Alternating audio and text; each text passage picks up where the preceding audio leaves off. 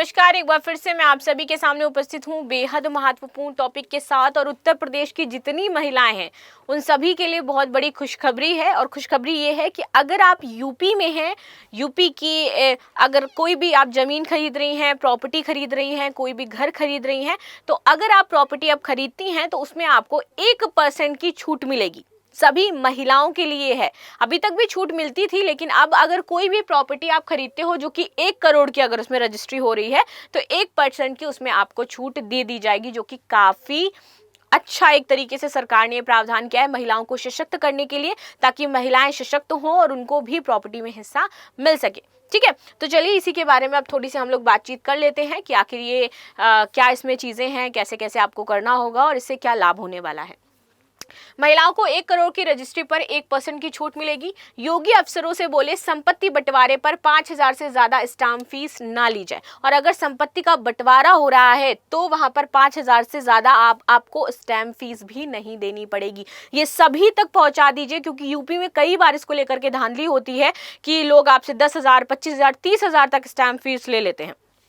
5,000 से ज्यादा stamp fees नहीं ली जाएगी। ठीक है, तो चलिए फिर क्लास को शुरू करते हैं। यूपी में महिलाओं को योगी सरकार का बड़ा तोहफा है। जल्द 1 करोड़ तक की रजिस्टर पर स्टैम्प फीस में 1% की आप लोगों को छूट मिलेगी। अभी तक 10 लाख रुपए तक की रजिस्टर पर आपको छूट मिल रही थी कि अगर 10 लाख रुपए तक की रजिस्ट्री है तो आपको छूट दी जाएगी। शुक्रवार को स्टाम्प एंड रजिस्ट्रेशन डिपार्टमेंट की मीटिंग हुई और इसमें सीएम योगी ने कहा कि ये कदम किसके लिए है? महिलाओं को सशक्त बनाने के लिए है और उनकी आर्थिक जो भागीदारिता है उसको बढ़ाने के लिए। देखिए, यूपी में आज भी कई ऐसे गांव हैं, यूपी में आज भी ऐसी मानसिकता है जहां पर महिलाओं को कई जगह पर कमतर समझा जाता है, आर्थिक तौर पर वो सशक्त नहीं है। शिक्षा की बात करें तो वहां पर भी कुछ समस्याएं हैं, लेकिन अब सरकार चाहती है कि यूपी की ये जो स्टीरियोटाइप थिंकिंग है उसको तोड़ा जाए और महिलाओं को भी आर्थिक तौर पर सशक्त किया जाए और प्रॉपर्टी में स्पेशली उनकी भागीदारिता को बढ़ाया जाए। रजिस्ट्री से पहले दस्तावेजों को चेक करिए।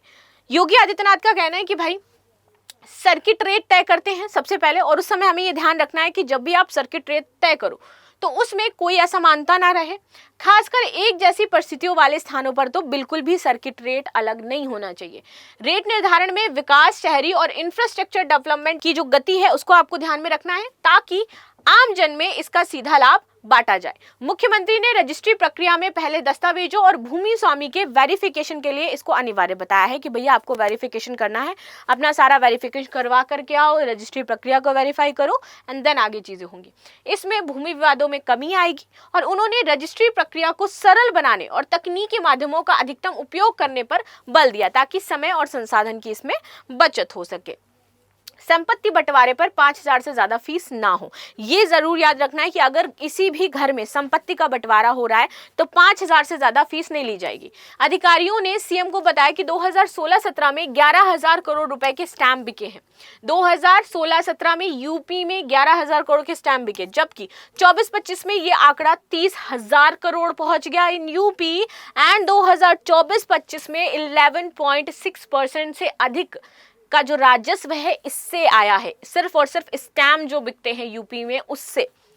विभाग ने अब तक 45 जनपदों में सर्किट रेट का जो निरीक्षण है उसको किया है, जबकि शेष 30 जनपदों में ये प्रक्रिया अभी चल रही है कि सर्किट रेट कितना होना चाहिए। लोग कह देते हैं यहाँ पे ये सर्किट रेट नहीं चल रहा है, यहाँ पे इतना पैसा हम तुमसे लेंगे। तो हर जगह जो इन्होंने अपने अपने रेट डिसाइड कर रखे थे सभी ने, जो जितने भी दलाल हुआ करते थे, तो अभी ये कि भाई एक ही सर्किट रेट रहेगा वहां पर। आगे आ जाते हैं।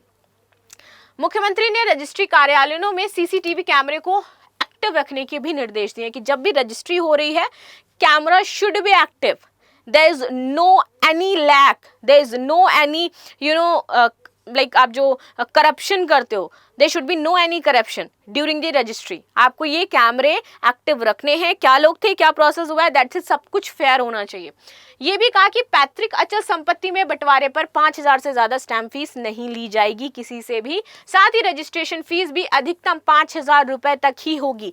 रजिस्ट्रेशन फीस, पैतृक संपत्ति का बंटवारा अगर भाइयों में हो रहा है तो रजिस्ट्रेशन फीस भी 5,000 तक, इससे ज्यादा नहीं। स्टैम्प फीस भी 5,000, इससे ज्यादा नहीं ली जाएगी। ठीक है, कौन कौन मुझे यूपी से देख रहा है, कहाँ कहाँ से देख रहा है, मुझे जरूर बताना। और क्या आप लोगों को ये जो इन्होंने किया है ये पसंद आया है, या फिर आपको लगता है और भी चीजें इसमें हो सकती थी। बाकी आपकी क्या राय हो जाती है इस मुद्दे को लेकर के, वो भी मुझे जरूर शेयर करिएगा। किस रीजन से देख रहे हैं वो भी मुझे कमेंट बॉक्स में लिख करके बताइएगा, और मिलते हैं नेक्स्ट क्लास में। तब तक के लिए धन्यवाद। लाइक शेयर सब्सक्राइब करना बिल्कुल भी ना भूलें, and thank you so much.